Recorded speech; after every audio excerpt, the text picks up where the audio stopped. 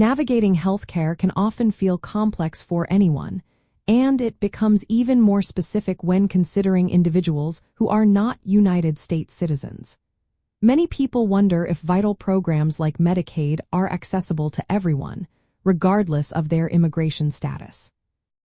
The straightforward answer is yes. Some non-citizens are indeed eligible for Medicaid benefits, though not all. Eligibility primarily depends on a person's specific immigration status and, in many cases, how long they have resided in the country. The core reason behind these varying eligibility rules is federal law, specifically the Personal Responsibility and Work Opportunity Act of 1996. This legislation generally bars many non-citizens from federal public benefits 4 or 5 years after obtaining qualified immigrant status. A qualified immigrant includes lawful permanent residents, commonly known as green card holders, asylees, refugees, Cuban and Haitian entrants, parolees for at least 1 year, and victims of severe forms of human trafficking.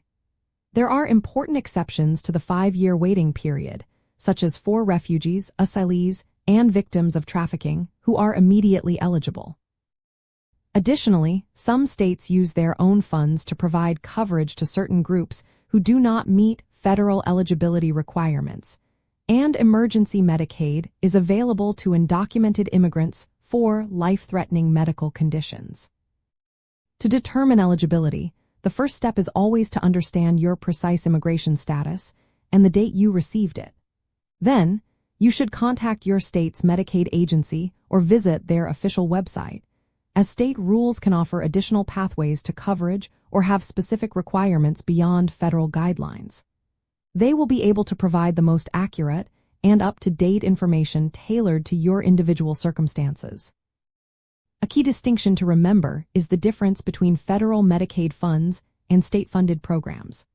While federal rules set the baseline, states often have the flexibility to expand coverage using their own resources, which can lead to variations in who qualifies and for what services.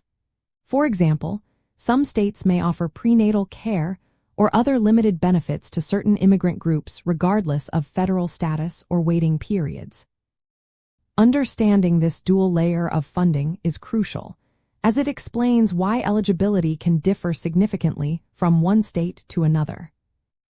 Ultimately, knowing that eligibility is status-dependent and that state programs can bridge gaps is incredibly empowering.